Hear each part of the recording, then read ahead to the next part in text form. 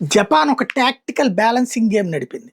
America అధ్యక్షుడు ట్రంప్‌కి phone చేసి, ఇంకొక 6 దేశాలతో కూడా నేను మాట్లాడాను. ఫ్రాన్సు, నెదర్లాండ్స్ ఇట్లాంటోళ్ళందరితో. మేము అర్రజన్ దేశాలు మా యుద్ధ నౌకలన్నీ అక్కడికి పంపిస్తాం. హార్ముజ్ జలసంధి దగ్గర నుంచుంటాం. తద్వారా డిఫెన్స్ చేస్తాం. అట్నుంచెళ్ళే వాణిజ్య నౌకలన్నిటికి సెక్యూరిటీ కల్పిస్తాం. ఆ వాణిజ్య నౌకల మీద దాడి చేయడానికి ప్రయత్నించేటువంటి ఇరాన్‌కి సంబంధించినటువంటి మిస్సైల్స్‌ని అయన్నీ అడ్డుకుంటాం.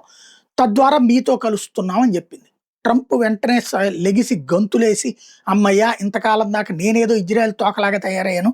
నాకిప్పుడు తోకలుగా ఒక అరడజను మందొస్తారు అని అనుకుంటోంది. అసలు విషయం అది గాదు. జపాన్ డబుల్ గేమ్ చేస్తోంది. ఒకటి హార్ముజ్ జలసంధి మీదన గనక ఇరాన్ పట్టొస్తే రేపొద్దున జపాన్‌కి కూడా కష్టమే. కాబట్టి ఇంకోటి అటు రేపొద్దున మలక్కా అయినా ఇంకా మిగతా జలసంధులైనా సరే అడ్డుపడతారు గాబట్టి, అట్లా అడ్డుపడకుండా మేమందరం ఉంటామన్న సంకేతం ప్రపంచానికి ఇవ్వడం ఒక ఎత్తు. పనిలో పనిగా ఆయిలు ఇప్పుడు కొంటోంది. రష్యా దగ్గర నుండి ఆయిల్ కొంటోంది జపాన్. ఏ డబ్బులతో? యువాన్స్‌తో. అంటే చైనాకి సంబంధించిన కరెన్సీతో కొంటోంది. అది అమెరికాకి ఆమోదయోగ్యం గాదు. డాలర్లతోనే కొనాలంటుంది. కానీ రష్యా డాలర్లతో అమ్మదు. ఎందుకంటే రష్యా మీద డాలర్ నిషేధం ఉంది గాబట్టి. కాబట్టి యువాన్లతో కొంటుంది. ఇది అతి పెద్దదైనటువంటిది. అంటే దానికి అమెరికా అడ్డుపడకూడదు. అది గేమ్.